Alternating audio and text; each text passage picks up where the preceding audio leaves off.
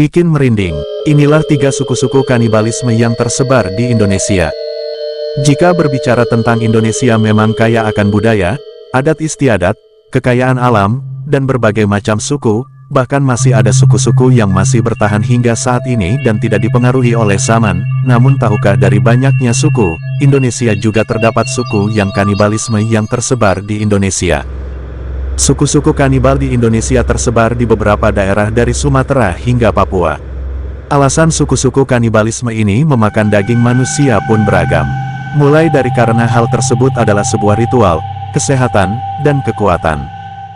Konon, pada zaman dahulu, ketika mereka berperang suku yang menang akan memakan daging musuhnya.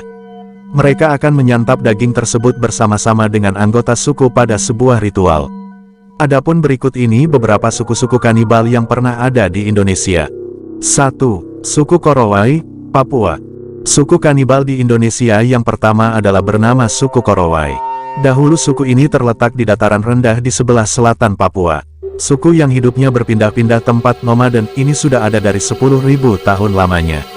Rata-rata suku Korowai hidup dengan mengandalkan alam sekitar.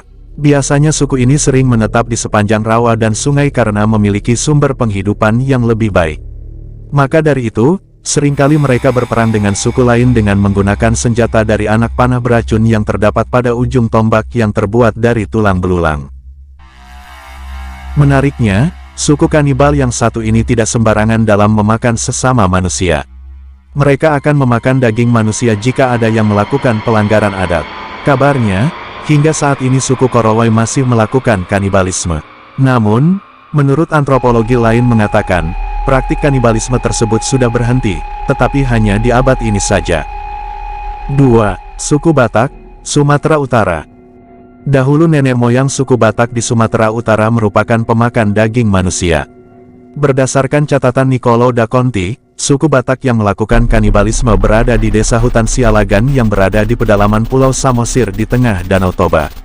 Mereka melakukan kanibalisme karena bertujuan untuk memperkuat tondi, jiwa, yang memakan daging manusia tersebut.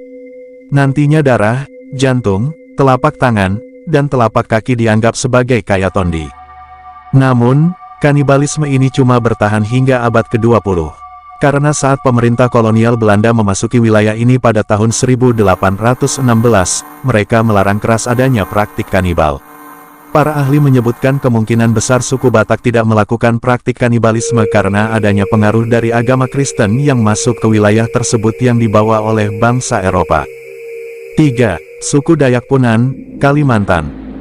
Suku Dayak Punan terdapat di daerah Kalimantan Barat, Kalimantan Timur, dan Kalimantan Tengah. Sama seperti suku Korowai, suku Dayak Punan juga hidup berpindah-pindah tempat nomaden.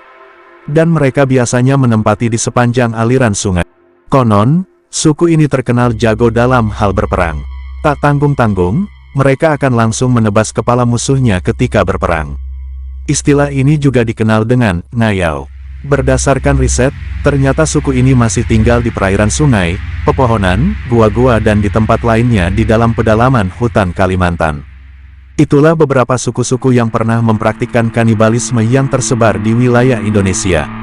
Pada awalnya memang 75% suku-suku di Indonesia merupakan pemakan daging manusia. Akan tetapi, seiring berkembangnya zaman mereka sudah punah dan meninggalkan hal tersebut.